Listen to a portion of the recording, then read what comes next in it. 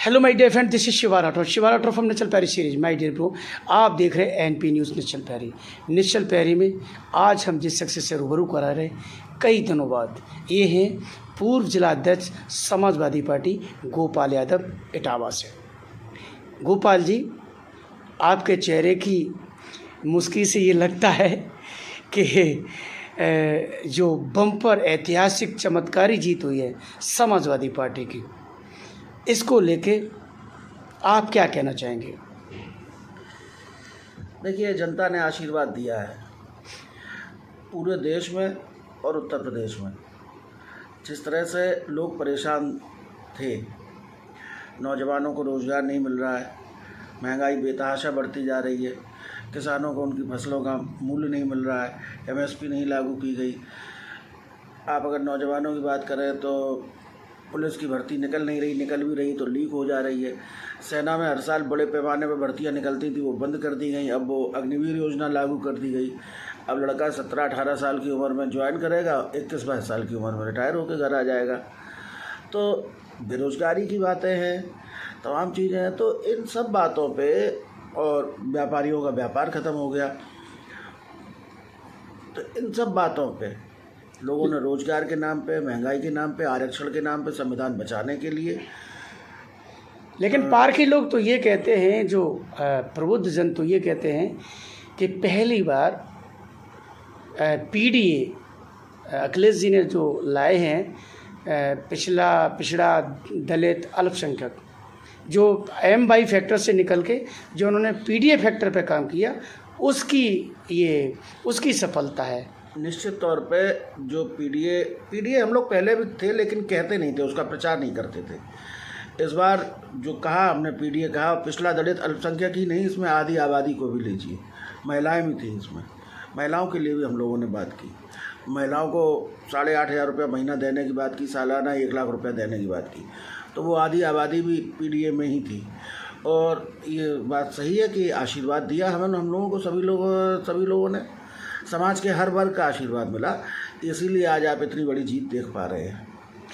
एक बात और भी है कि जो मैं ये कहूँगा कि अखिलेश जी ने जी तोड़ मेहनतें की हैं और वो रैलियाँ की हैं राहुल जी के साथ में। कहा जाता था कि 2 लड़कों की जोड़ी फ्लॉप जोड़ी, लेकिन इस बार जो हिट जोड़ी हुई है, इसके बारे में आप क्या कहेंगे? अखिलेश जी ने ऐसी बार मेहनत नहीं की। अखिलेश जी हमेशा से ही बहुत मेहनत करते रहे हैं। वो आज से राजनीति में नहीं है। सन 2000 में वो सांसद हो गए थे, और सांसद उन्हें कोई प्लांट नहीं किया गया था, लोकसभा का चुनाव लड़के हुए थे। उस समय से लेके आज तक वो हमेशा सड़कों पे रहे, हमेशा जनता के बीच में रहे। लेकिन आप जानते हो कि ये भाजपा के लोग एक परसेप्शन बनाने में कामयाब हो जाते हैं। इन्होंने मीडिया के जरिए ये परसेप्शन बनाया कि ये बड़े बाप के बेटे हैं दोनों लोग, और ये मेहनत नहीं कर पाएंगे, जबकि इनसे ज़्यादा जनता के बीच में कोई नहीं रहता है। मैं तो खुला चैलेंज करता हूँ कि किसी भी दल का नेता हो, वो अपने राष्ट्रीय अध्यक्ष से इतनी आसानी से मिल के दिखा दे, जैसे हमारे दल का कार्यकर्ता और नेता हमारे राष्ट्रीय अध्यक्ष से मिल लेता है। तो जो जनता के बीच में हमेशा उपलब्ध रहेगा, तो निश्चित रूप से उसका परिणाम आएगा। एक बार एक फैक्टर और भी रहा है, ये भी कहा जा रहा है कि पहली बार ऐसा हुआ है कि परिवार के लोगों को छोड़ के बाकी उत्तर प्रदेश में किसी यादव को सीट नहीं दी है। ये कोई बड़ी बात नहीं है। परिवार के लोगों को अगर टिकट मिला तो उन्हें जिताया तो जनता नहीं है, जनता ने स्वीकार किया है ना भाई। परिवार के लोग अगर चुनाव लड़ने गए, पर उसके बाद तो जनता ने उनका निर्णय लिया, जनता ने उन्हें फैसला सुनाया और सबको बड़ी जीत दिलवाई। अच्छा, आज 37 सीट्स हैं, और कभी नेताजी 38 सीट पर रक्षा मंत्री बने थे। ऐतिहासिक जीत है, इसमें कोई दोहरा नहीं, चमत्कारिक है। ऐसा किसी ने भी नहीं सोचा था कि इतनी सीटें आएंगी। गोपाल जी, मैंने आपको कई बार फिरोजाबाद में, शुकाबाद में, मैंने क्षेत्र में फिरोजाबाद विधानसभा के अंदर कई बार आपको देखा, और आपसे मुलाकात भी हुई। चेयरमैन साहब यहाँ संटू गुप्ता जी हैं इटावा के, उनसे भी मेरी मुलाकात हुई। आपने जो अथक, मतलब मैं ये कहूँगा कि जो इतना प्रयास किया, उससे जो आपकी मेहनत रंग लाई, फिरोजाबाद विधानसभा जो हारी है भारतीय जनता पार्टी, इसको लेके आप क्या कहेंगे? हमारी मेहनत का नहीं था, वह फिरोजाबाद के नेताओं ने, कार्यकर्ताओं ने, वहाँ की जनता ने जिताया है। हम तो ये संयोग रहा कि आप मिल गए। जो फिरोजाबाद में, शुकाबाद में बहुत सारे लोग हैं, बहुत जिन्हें हम जानते हैं, जिनसे संबंध है, तो उनसे मिलने तो जाते रहे चुनाव में, ये बात सही है।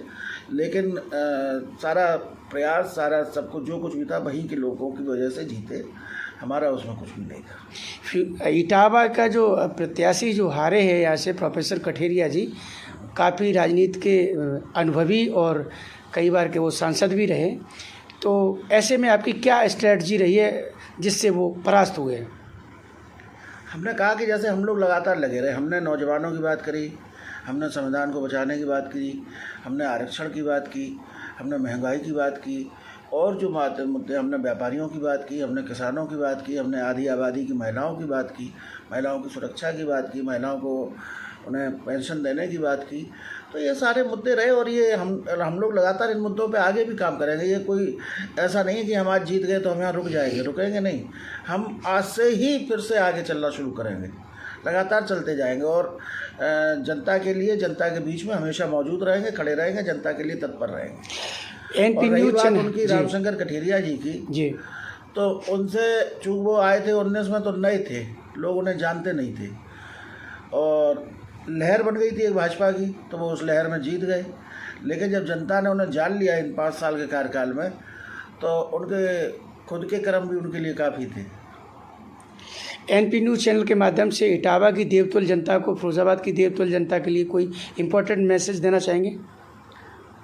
मैसेज देने वाले हम कौन होते, लेकिन हाँ, इटावा की, फिरोजाबाद की, पूरे उत्तर प्रदेश की और पूरे भारत की जनता को आभार व्यक्त करेंगे कि आपने नफरत करने वाले लोगों को सबक सिखाया है।